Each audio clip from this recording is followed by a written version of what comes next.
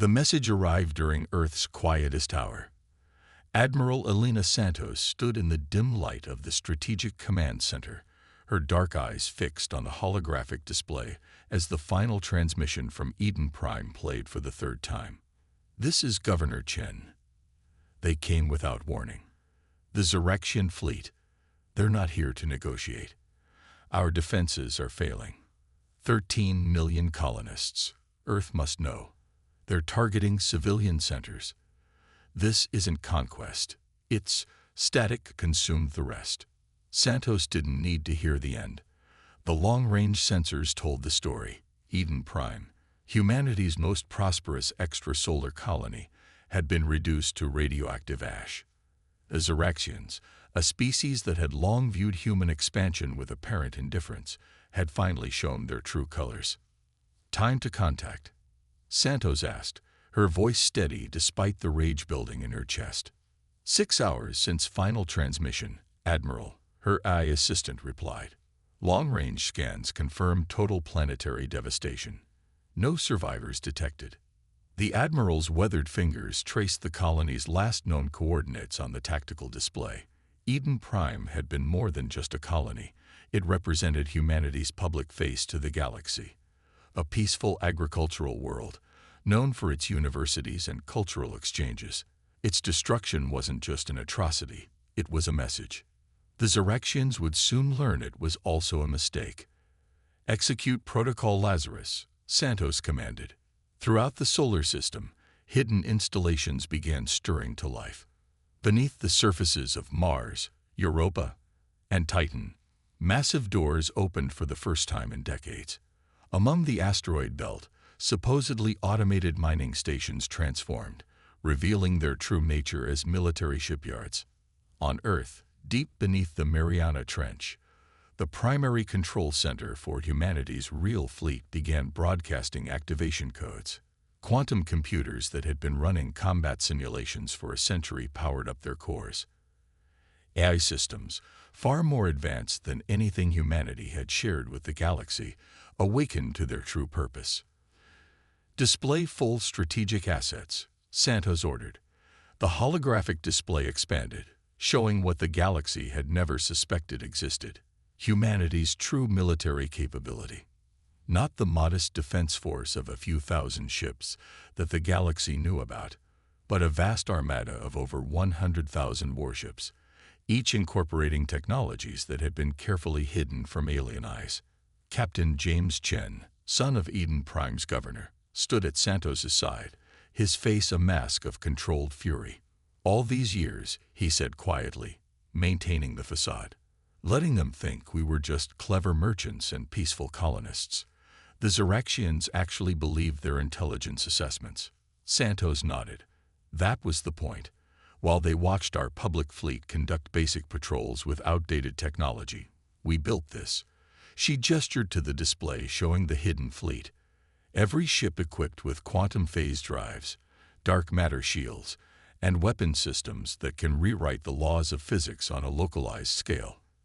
The command center erupted into controlled activity as battle plans that had existed only in simulation began to unfold in reality. Ships emerged from their hidden docks, their crews ready for a war they had spent their lives preparing to fight. "The Zyrexians have existed for 10,000 years," Santos continued, addressing the gathered command staff. "They've conquered dozens of species, absorbed hundreds of worlds. They believe this makes them invincible." She paused, allowing her next words to carry their full weight, "but they've never faced humanity at war." Deep in space, aboard the Zyrexian flagship, High Commander Vexthor reviewed the success of their strike against Eden Prime. The humans' largest colony had fallen easily, exactly as their intelligence suggested it would. The species that had spread so quickly across the stars had proven to be exactly what they appeared: clever builders but poor warriors. The first warning that this assessment might be catastrophically wrong came when his sensor officer reported unusual quantum fluctuations throughout the sector. Before Vexthor could demand clarification, space itself seemed to tear open, not in one place, but in thousands of locations simultaneously. Through these rifts emerged ships unlike anything the Ziraxians had ever encountered. Sleek, dark vessels that seemed to absorb light rather than reflect it. The tactical display showed not dozens or hundreds of ships, but tens of thousands, then hundreds of thousands. Impossible, Vexthor whispered. The ships bore Earth's mark, but these weren't the primitive spacecraft the humans were known for. These were weapons of war that shouldn't exist. A transmission cut through all Ziraxian frequencies, Admiral Santos's voice clear and cold. You destroyed one of our colonies, believing us to be weak. You judged us by what we showed the galaxy, never questioning why a species that advanced so quickly in other areas seemed so far behind in military technology. That was your first mistake. The human fleet moved with impossible precision, ships that should have been clumsy behemoths dancing through space with the agility of fighter craft. Their dark matter drives left no energy signature to track, making each vessel a ghost that could appear anywhere, strike and vanish. Your second mistake, Santos continued, was assuming that humanity's greatest strength was in our ships or our weapons. Our greatest strength is that we never, ever stop preparing for the worst. Every peaceful trade agreement we signed, every diplomatic mission we undertook, every scientific breakthrough we shared, behind it all, we were getting ready for this day. The battle that followed would be studied by military historians for centuries to come. The Ziraxians fought with all the skill and power that had made them the galaxy's supreme military force, but they were facing an enemy that had spent generations preparing specifically for this moment. As the human fleet's weapons powered up for their first synchronized strike, Santos delivered her final message. The galaxy is about to learn why humans are different from every other species you've encountered. We don't break, we evolve, we adapt, and we overcome. The sleeping giant was awake, and the galaxy would never be the same. The first wave of Earth's hidden fleet struck with surgical precision. Aboard the flagship Prometheus, Captain James Chen watched as Operation Phoenix Rising unfolded across multiple fronts simultaneously. The Ziraxian forces, still reeling from the shocking revelation of humanity's true military might, struggled to mount an effective defense. Multiple quantum signatures detected, reported Lieutenant Sarah Patel, her fingers dancing across the tactical interface.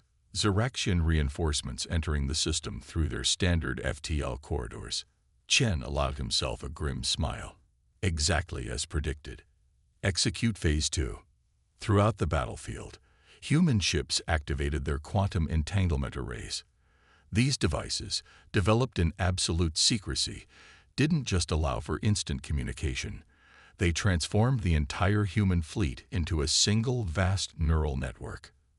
Every tactical decision, every piece of combat data, every strategic insight was shared and processed in real time across hundreds of thousands of vessels. The Ziraxian reinforcements emerged from FTL to find themselves caught in an impossibly complex trap. Human ships moved in formations that seemed to defy conventional space combat doctrine, their movements guided by both human intuition and machine precision. They're attempting to establish their traditional defensive sphere, Patel observed. Standard Ziraxian doctrine when faced with a numerically superior force. Then let's show them why traditional doctrine means nothing today, Chen responded.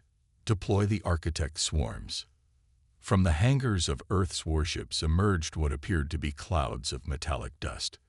These were the architects, self-replicating nanomachines that could reconfigure matter at the atomic level. As the swarms approached the Ziraxian ships, they began their work, transforming the enemy's own armor into new nanites, growing exponentially with each ship they consumed. Aboard the Ziraxian command ship, High Commander Vexthor watched in horror as his fleet's supposedly impenetrable shields proved useless against this new form of warfare. How? He demanded. How did they develop all of this in secret? The answer came in the form of another devastating human attack. Ships equipped with dark matter drives performed impossible maneuvers, appearing inside Ziraxian shield perimeters. Quantum disruptors unraveled the fabric of space-time itself, creating zones where Ziraxian technology simply ceased to function. But the true revolution wasn't in the weapons themselves. It was in how they were used. The human fleet operated with a level of coordination that seemed almost prescient, countering Ziraxian tactics before they were even fully implemented. "Sir," Patel called out, "we're receiving a priority transmission from Admiral Santos." On the main display, Santos' image appeared, her expression resolute. "Captain Chen, the Ziraxians have fallen for our primary deception. Their main fleet is moving to protect their core worlds, leaving their primary production facilities exposed. Commence Phase 3. Chen turned to his crew. "You heard the Admiral. All ships, prepare for synchronized quantum jump.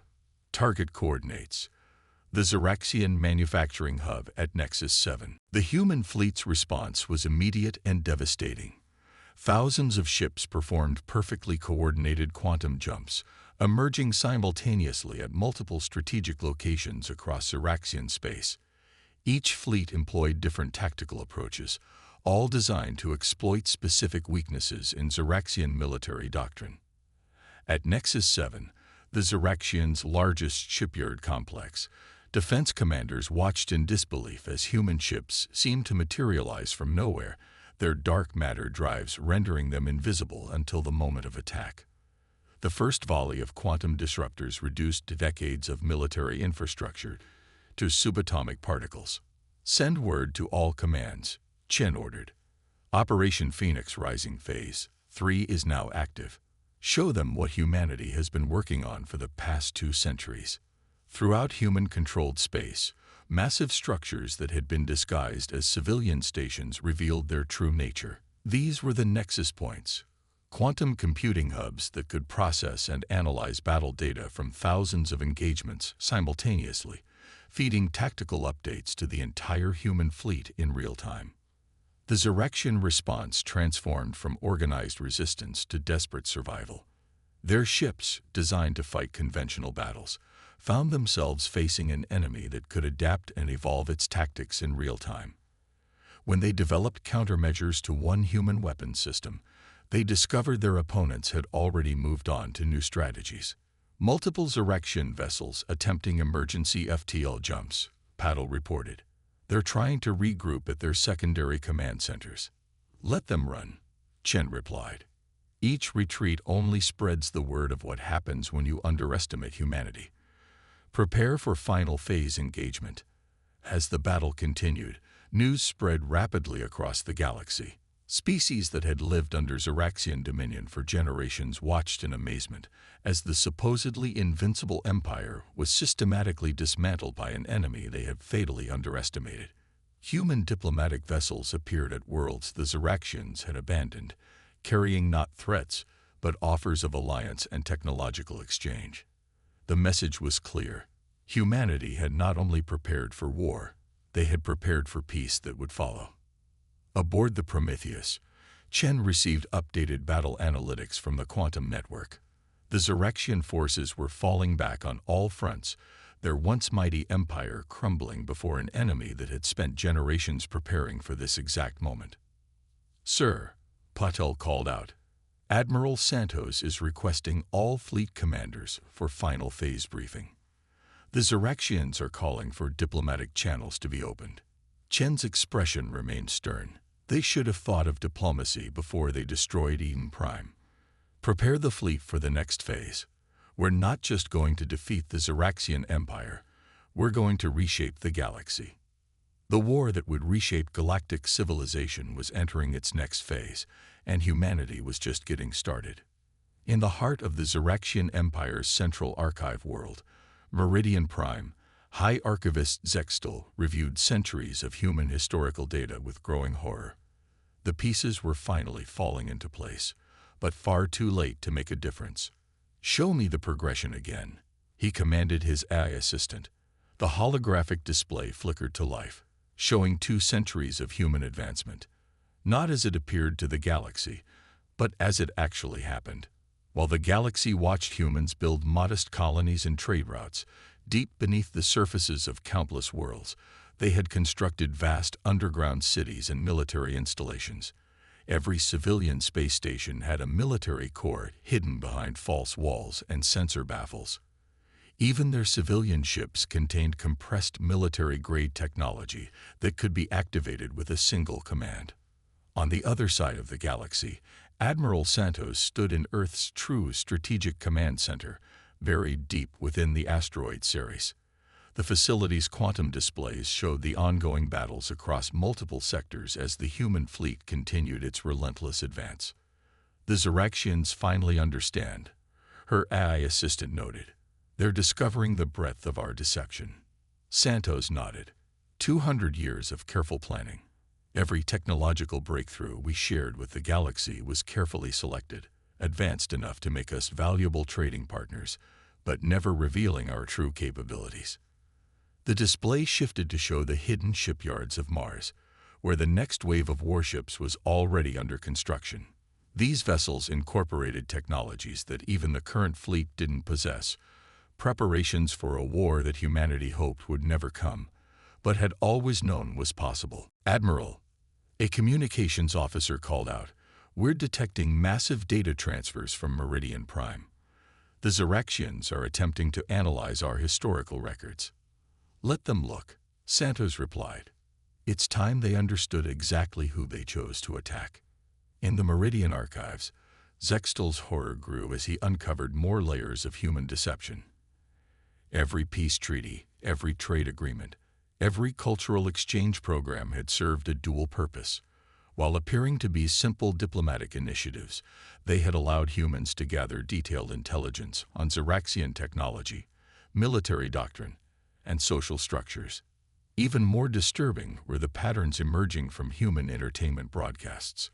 What the galaxy had dismissed as simple fiction had actually been carefully crafted military simulations, distributed across the stars as science fiction stories. Millions of possible conflict scenarios, tested and refined through public discussion, hiding in plain sight. Back on the Prometheus, Captain Chen received updated battle analytics from the quantum network. The Zeraxian forces were adapting their tactics, but far too slowly to make a difference. Every strategy they developed had already been simulated and countered in humanity's vast military databases. "They're finally realizing the truth," Chen told his bridge crew. "Every human child who reached for the stars knew this day might come. Instead of cowering, we prepared. We built. We evolved." The human fleet's advance continued with methodical precision. Ships equipped with quantum phase drives performed impossible maneuvers, appearing inside Zeraxian defensive formations. Dark matter torpedoes phased through supposedly impenetrable shields. Architect swarms consumed enemy vessels, converting them into raw materials for self-replicating combat drones. But the true power of humanity's response wasn't in its weapons, it was in its preparation. Every engagement was guided by centuries of simulation and planning. The quantum network linking the fleet allowed for instant adaptation to any Zeraxian counter-strategy. On Meridian Prime, Zextal made one final, crucial discovery. The humans hadn't just prepared for war, they had prepared for peace. Hidden within their military archives were detailed plans for post-conflict reconstruction, economic integration, and cultural preservation. They never wanted to destroy us, he realized. They wanted to be ready in case they had to. Admiral Santos received the report of Zextal's discovery with grim satisfaction. "Send word to all commands," she ordered. "Initiate Protocol Sunrise." Throughout human space, another layer of hidden infrastructure revealed itself. Massive humanitarian vessels, disguised as cargo ships, began moving toward the front lines. These ships carried not weapons, but the tools and resources needed to rebuild worlds shattered by war. "The Zeraxians thought they knew us," Santos addressed her command staff. "They saw our art, our music, our literature, and assumed we had grown soft. They never understood that humanity's greatest strength isn't our technology or our weapons. It's our ability to prepare for the worst while hoping for the best." The quantum displays showed more Zeraxian forces surrendering as the truth of their situation became clear. They weren't just facing a superior military force. They were facing a civilization that had spent generations preparing for this exact conflict, while simultaneously preparing for its aftermath. In the Meridian archives, Zextal prepared his final report to the Zeraxian High Command. The conclusion was inescapable. They had fundamentally misunderstood humanity from the beginning. What they had perceived as weakness had been careful restraint. What they had seen as technological backwardness had been calculated deception. The war was entering its final phases, but its true impact was only beginning to be understood. Humanity hadn't just prepared to fight. They had prepared to reshape the galaxy into something better. The deception was over, and the true nature of humanity was finally revealed to the stars. The Zeraxian High Command's emergency session erupted into chaos as the latest battle reports arrived. Supreme Commander Vexthor watched in stunned silence as holographic displays showed human forces systematically dismantling defensive positions that had stood for millennia. "They're not just defeating us," his strategic advisor Kexnen observed, mandibles clicking in distress. "They're revolutionizing warfare itself." In deep space, aboard the advanced human carrier Hyperion, Fleet Commander Maya Rodriguez watched as Operation Shattered Mirror entered its final phase. The massive vessel's quantum computers processed combat data from thousands of simultaneous engagements, adapting strategies in real time. "Status report on the neural network integration," she commanded. Her AI tactical officer, Atlas, responded instantly. "Synergy rates at 99.8%. The fleet is operating as a single organism, Commander. Each ship's experience is instantly shared with all others." The displays showed human forces advancing across multiple sectors simultaneously, but these weren't simple military strikes. Each engagement demonstrated a new approach to space combat that rendered traditional doctrine obsolete. In the Proxima sector, human ships executed their quantum ghost protocol. Vessels split their quantum signatures across multiple points in spacetime, appearing to be in dozens of locations simultaneously. Zeraxian targeting systems, designed to track conventional ships, became worse than useless. "They're adapting their shield frequencies," Atlas reported, "attempting to counter our phase shift weapons." Rodriguez allowed herself a small smile. "Exactly as simulated.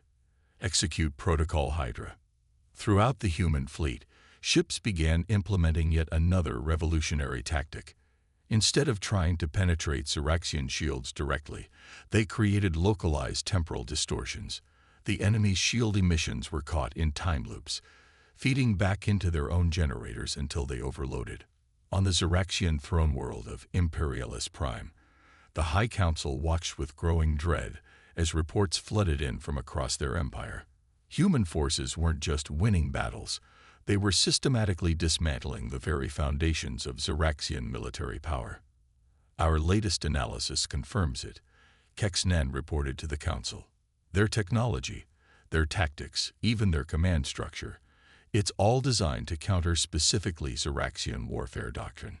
They'd spent centuries studying us, preparing for this moment."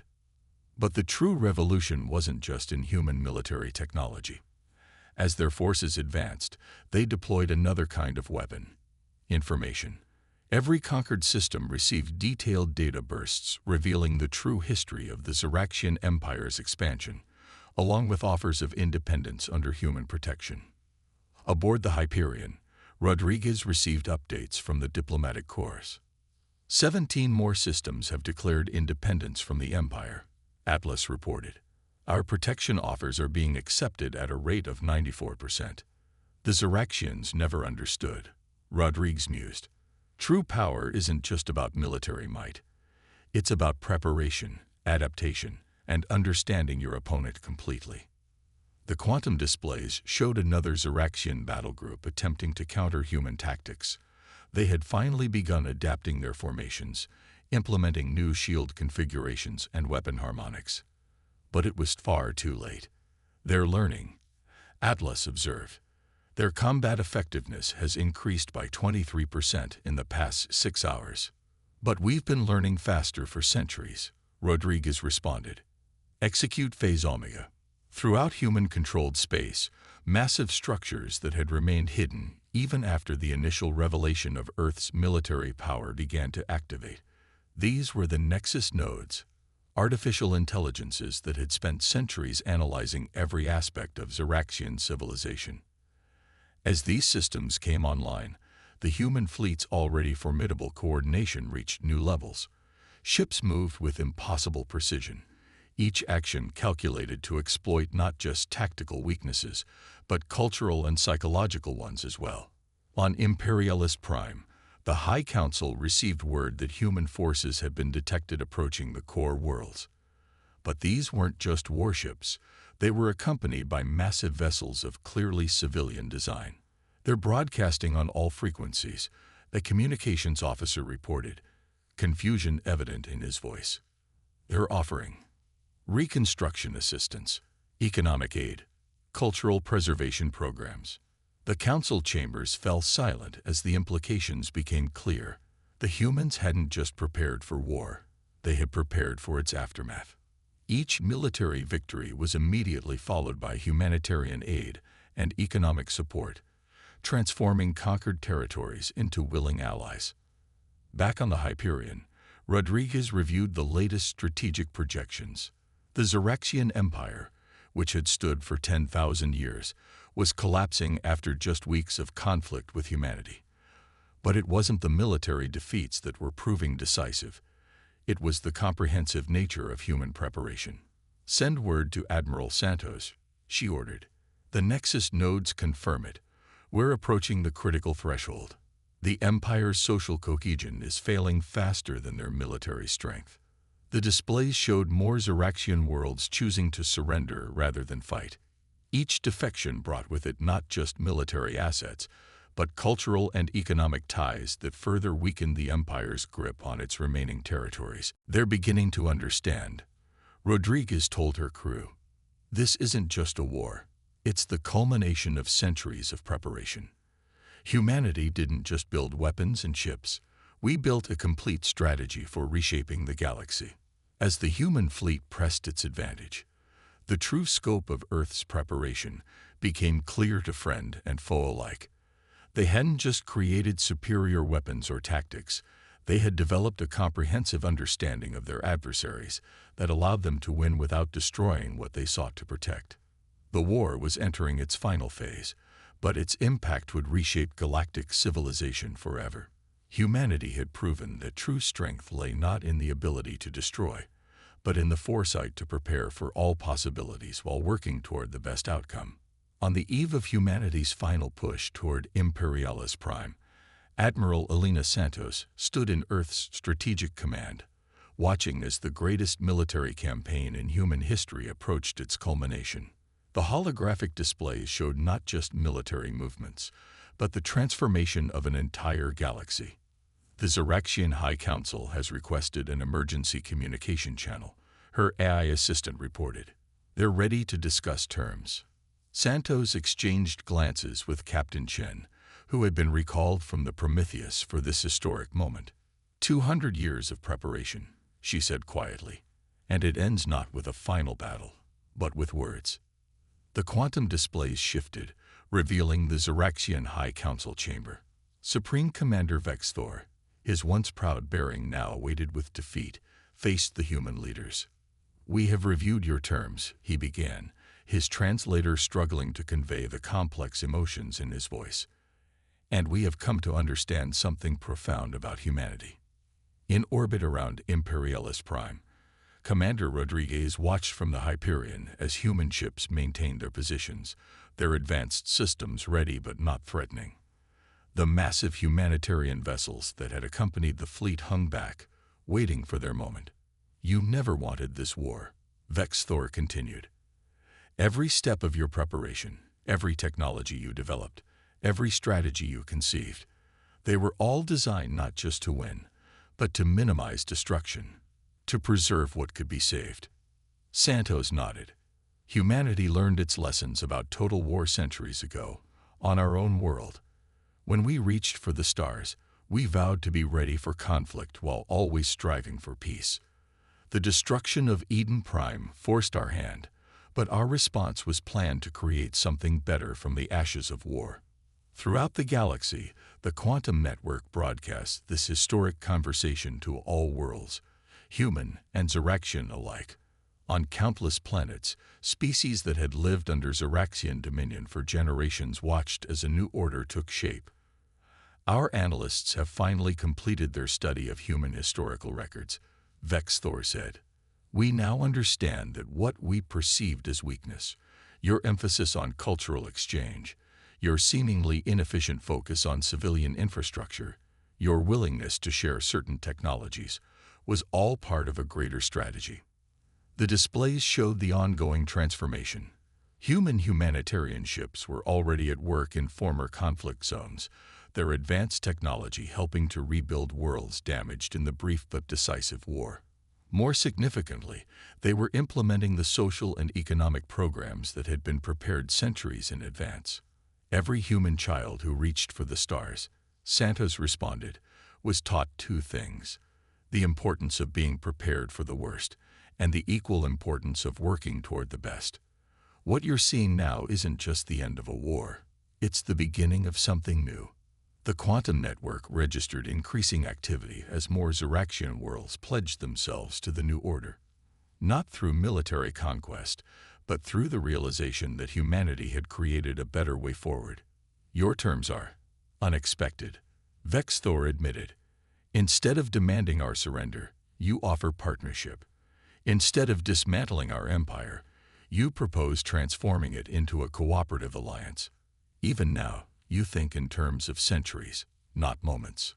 In deep space, the Nexus nodes continued their work, processing vast amounts of cultural and societal data. They weren't just predicting the future. They were helping to shape it, guiding the transition from conflict to cooperation. The war is over, Santos declared, her words echoing across the galaxy. But our work is just beginning. Earth extends its hand not in triumph, but in partnership. The technologies we kept hidden, the advancements we developed in secret, they will now serve all species who choose to join us in building something greater. The scenes playing out across the galaxy told the story of humanity's true victory. Former enemy worlds watched as human ships arrived not to conquer, but to help. The advanced technology that had won the war was now being repurposed for peace, transforming destroyed worlds into beacons of progress. Let this be recorded in both our histories, Vexthor said, performing the ancient Zeraxian gesture of respect. We began this conflict believing we faced a weak species that had spread too far, too fast. We ended understanding that we encountered something unprecedented, a civilization that spent centuries preparing for war while never losing sight of peace. The quantum displays showed the first joint human-Zeraxian projects already beginning. The same precision and coordination that had made humanity's fleet unstoppable was now being applied to reconstruction and rehabilitation. The architect swarms that had once consumed warships now helped rebuild cities. Dark matter technology that had powered weapons now provided clean energy to recovering worlds. This is humanity's true strength, Santos concluded. Not our weapons, not our ships, not even our preparation, but our ability to imagine a better future and work tirelessly to achieve it. The galaxy will never be the same, and that was always the point. As the formal peace treaties were signed and transmitted across the quantum network, humanity's greatest victory became clear. They had not just won a war. They had transformed an enemy into an ally, reshaped an empire into a partnership, and turned an ending into a beginning. The sleeping giant had awakened, not just to defend itself, but to forge a new path forward. The galaxy would remember this not as the time humanity went to war, but as the moment when centuries of preparation gave birth to an unprecedented era of cooperation and progress. The stars themselves seemed to shine brighter as a new dawn broke across the galaxy, promising a future that even humanity's most optimistic planners had barely dared to imagine. The art of preparation had given way to the art of possibility, and the greatest chapter in human history was just beginning.